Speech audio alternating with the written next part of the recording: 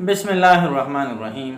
अस्सलाम वालेकुम। उम्मीद है आप सब दोस्त खैरियत से होंगे। मैं हूं डॉक्टर जावेद इकबाल खाकसार। आज हम बात करेंगे रेस्ट एंड एल्बो पेन के हवाले से। कलाई और एल्बो का दर्द, वजूहात, अलामात और होम्योपैथिक मेडिसिन के बारे में बात करेंगे।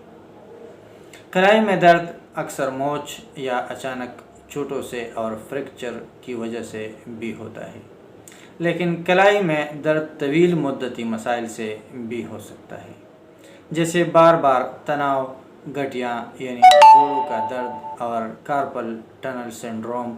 बहुत सारे अवामिल कलाई में दर्द का बायस बन सकते हैं। ये मेल और फीमेल दोनों में हो सकती है। ये एक हाथ में भी हो सकता है और दोनों हाथों के कलाइयों में भी हो सकता है। एक हाथ के एल्बो या दोनों हाथों के एल्बो भी मुतासिर कर सकते हैं। अलामात, वजह के लिहाज से कलाई में दर्द मुख्तलिफ होता है।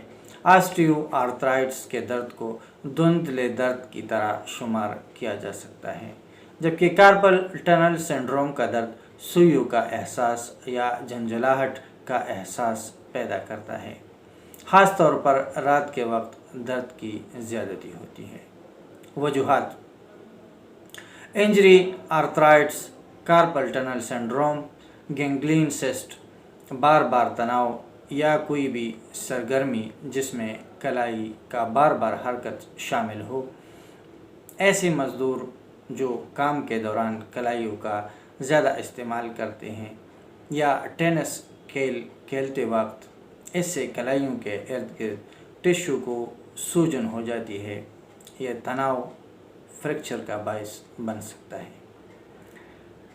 ऐसी सूरत हाल और अलामात के लिए होम्योपैथिक में जो मेडिसिन इस्तेमाल होती है उसमें मेडोरेनियम, कास्टिकम, रूटा, ब्रायोनिया, हाइपेरिकम, रस्टाक्स, कलकीरिया फ्लोर वगैरह अलामात के मुताबिक इस्तेमाल हो सकती है।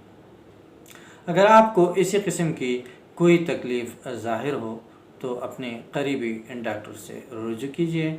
सेल्फ मेडिकेशन से इज्तनाब कीजिए। अपने सेहत का ख्याल रखिए। अल्लाह हाफ़िज़।